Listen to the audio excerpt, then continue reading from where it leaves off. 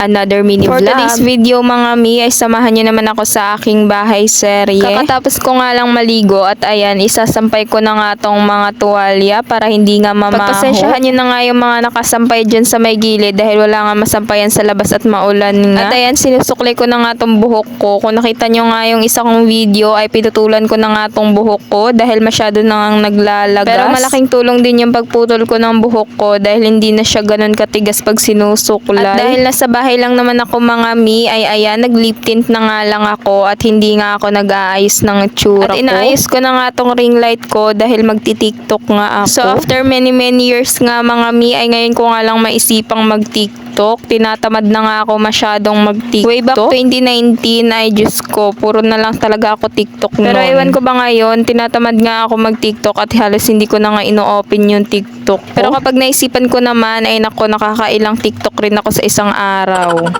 Syempre dahil gusto ko ibalik yung pagiging TikTokeris ko ay ayan, magti-TikTok nga tayo mamaya. At mabalik na nga tayo dito sa ginagawa ko mga mi. Ayan, lumabas na nga ako at magwawalis nga ako dyan sa labas. Ang dami na nga plastic. Kasi plastic nga nung kakilala ko. Char.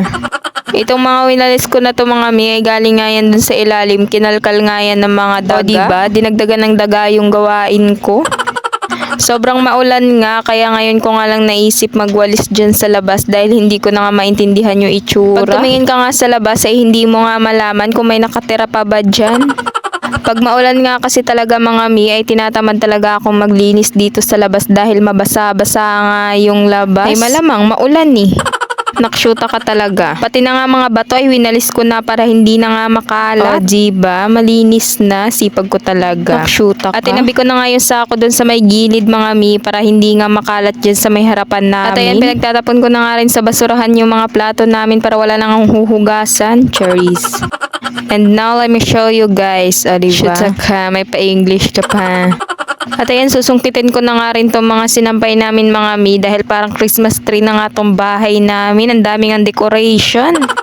Pero sinadya ko talaga na dito lang sa loob isampay yung mga nilabhan ko dahil sa labas nga ang daming ang usok. Doon nga sila nagsasaing kaya nauusokan nga yung mga damit. Dahil nga nung nakaraan ay nagsampay nga ako sa labas at pagkatuyo nga ay inamoy ko. Diyos ko, hindi na amoy downy, amoy usok na nga yung mga damit namin. Kaya naman ang ginawa ko mga mi nung naglaba ako ay doon ko na nga sa CR pinatulo tapos nilipat ko nga dito sa loob namin. At ayan, pinagtatanggal ko na nga dahil tutupiin ko na nga yung mga yan para matuyo na nga rin yung mga at kaya naman nagmamadali nga akong matuyo sila dahil ang dami pang labahin ng anak ko na hindi ko pa nga nilalabhan dahil inuna ko nga tong mga damit namin. At si Carly naman ay busy nga dun sa gilid do, nagtatago nga siya. Si Carly nga ay mahilig talaga yan mag-akyat-akyat kung saan-saan kaya naman na-high blood talaga ako. At bago nga ako magtupi ay pinagtatanggal ko na nga muna tong mga hanger dahil yung anak ko nga ay ang hilig-hilig nga niyan maglaro ng hanger, nababali nga. O diba? Anak pa more. At habang busy naman ako sa mga gawaing bahay mga mi ay ayan yung anak ko ay pinapanood ko nga muna ng Chuchu TV sa bala. Paano ba naman kasi may cellphone nga yan siya. Ang ginagawa niya nga tuwing nanonood siya ay tinatapon niya nga kapag naiinis siya. Diba? Manang-mana ka sa nanay mo. Ewan ko ba dito sa anak ko mga mi, may pagka mainitin nga ng ulo. Hindi ko nga malaman kung saan siya nagmana ko sa akin ba o sa tatay niya dahil yung tatay niya ay mainitin nga rin ang ulo masyado nun.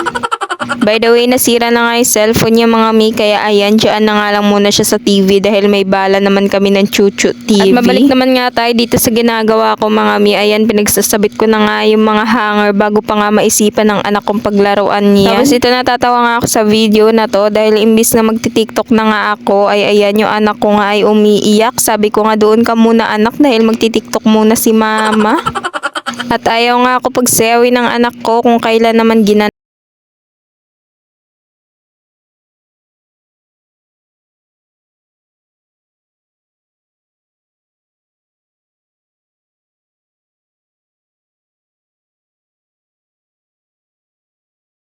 siya. Salamat sa panonood.